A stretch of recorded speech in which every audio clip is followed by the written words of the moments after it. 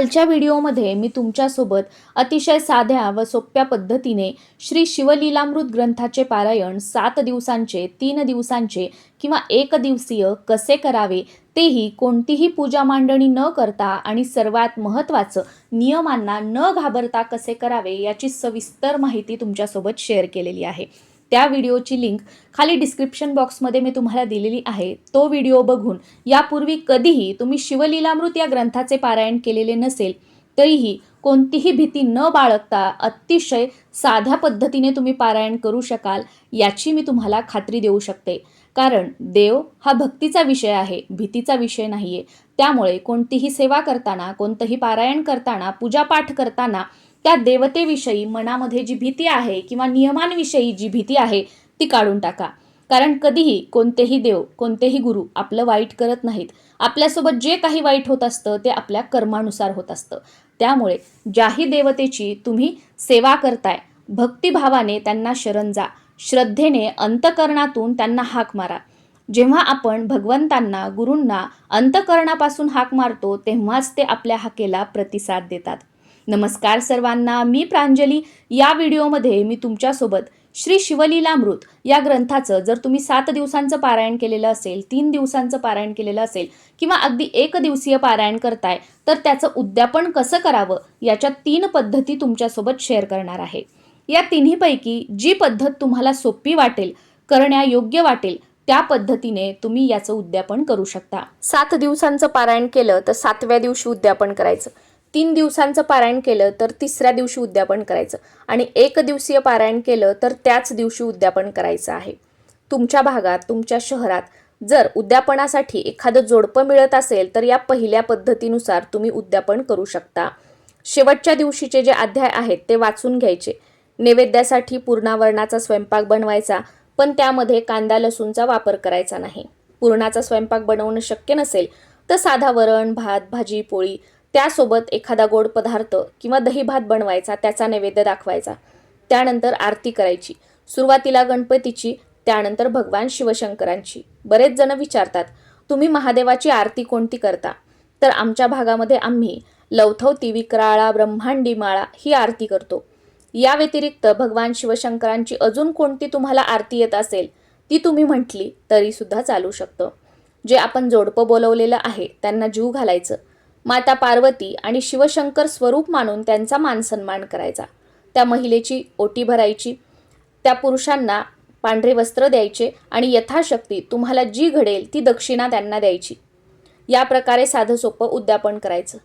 याचबरोबर जर तुमच्या जवळपास कुठे महादेवाचं मंदिर असेल तर आवर्जून उद्यापनाच्या दिवशीच त्या मंदिरामध्ये 1.25 किलो तांदूळ अर्पण करायचे आणि यथाशक्ती जे काही पैसे तुम्हाला दानपेटीमध्ये दान करायचे असतील ते सुद्धा तुम्ही करू शकता। हे झालं जर तुम्हाला जोडपं मिळत असेल उद्यापनासाठी तुमच्या भागामध्ये। तर आता दुसऱ्या पद्धतीनुसार तुम्हाला उद्यापनासाठी जोडपं वगैरे कोणी मिळत नाही, तुमच्या भागात असं जेवायला वगैरे घरी कोणी येत नाही, तर अशा वेळेला काय करायचं, शेवटच्या दिवशीचे अध्याय वाचून घ्यायचे, नैवेद्य दाखवायचा आणि त्यानंतर तुमच्या घराच्या आजूबाजूला कुठे महादेवाचं मंदिर असेल तर तिथे जाऊन, आणि जवळपास कुठे नसेल तर तुमच्या शहरात कुठे ना कुठे तरी महादेवाचं मंदिर असेल तर तिथे जाऊन आपल्याला उद्यापन करायचं आहे।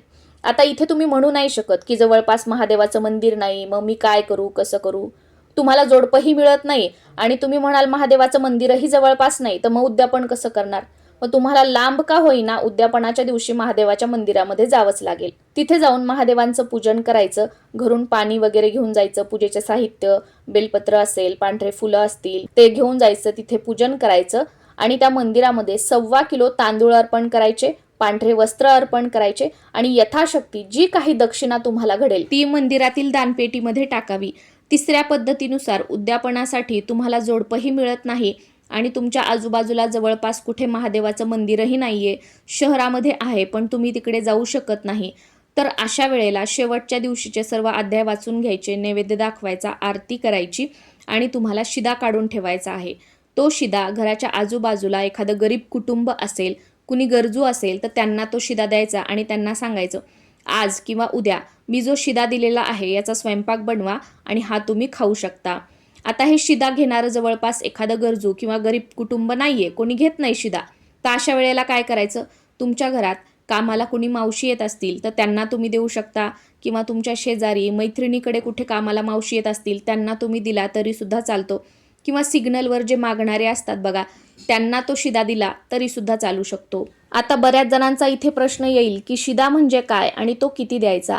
तर एका कुटुंबाचं आजकाल बघा 3 ते 4 व्यक्ती एका कुटुंबामध्ये असतात, तर एका कुटुंबाचं एका दिवसाचं 2 ते 3 वेळेसचं अगदी व्यवस्थित पोट भरून जेवण होईल एवढ्या सगळ्या कोरड्या वस्तू रोजचा स्वयंपाक बनवण्यासाठी आपल्याला लागतात, त्या सगळ्या आपल्याला त्या व्यक्तीला द्यायच्या आहेत. आणि त्यासोबत यथाशक्ती जी काही आपल्याला दक्षिणा घडेल ती सुद्धा त्या शिद्यावर आवर्जून द्यायची आहे. नुसता शिदा द्यायचा नाही, भले तुम्ही 1 रुपया ठेवा, 5 रुपये ठेवा, 11 रुपये ठेवा, पण काही ना काहीतरी दक्षिणा त्या शिद्यावर ठेवायची आणि मग तो शिदा आपल्याला जे घेणारे आहेत त्यांना द्यायचा आहे. तर रोजच्या स्वयंपाकासाठी आपल्याला काय लागतं, तूर डाळ लागते, तांदूळ लागतात, गव्हाचं पीठ किंवा ज्वारीचं पीठ, मीठ, तिखट, हळद, मोहरी, जिरे, एखादी भाजी, दुधाची पिशवी, साखर, चहापत्ती आणि यथाशक्ती जी काही दक्षिणा आहे हे सगळं वेगवेगळं पॅक करायचं आहे. तुम्ही पेपरच्या तुकड्यांमध्ये सुद्धा पॅक करू शकता किंवा कॅरी बॅगमध्ये सुद्धा वेगवेगळं पॅक करू शकता. मग हे वेगवेगळे पॅक केलेले जे सगळे पॅकेट्स आहेत ते एखाद्या मोठ्या कॅरी बॅगमध्ये आपल्याला ठेवायचे आहेत. यांचं पूजन करायचं आहे आणि ज्यांना कोणाला तुम्हाला द्यायचा आहे तो शिदा द्यायचा. तुमच्या घराच्या आजूबाजूला जर गुरुजी असतील, ते घेत असतील शिदा, तर त्यांना शिदा दिला तरीसुद्धा चालतो. आता समजा आपण असं म्हणूया की शिदा घेणारं तुम्हाला कुणी मिळालंच नाही, तर अशा वेळेला काय करायचं की येणारा जो सोमवार असेल किंवा कोणताही दिवस असेल त्या दिवशी तुम्ही महादेवाच्या मंदिरामध्ये जा. ते कितीही दूर असेल तरी त्या मंदिरामध्ये जा आणि महादेवाच्या मंदिरामध्ये हा शिदा तुम्ही अर्पण करून येऊ शकता. आय होप श्री शिवलीलामृत पारायण उद्यापनाच्या या 3 पद्धती तुमच्या लक्षात आलेल्या असतील आणि या तिन्हीपैकी जी पद्धत तुम्हाला सोपी वाटते त्यानुसार तुम्ही उद्यापन करू शकता. पण तरीही अजून काही प्रश्न असतील तर खाली कॉमेंट सेक्शनमध्ये तुम्ही विचारू शकता. नक्कीच त्यांची उत्तरं देण्याचा मी प्रयत्न करेल. नमस्कार.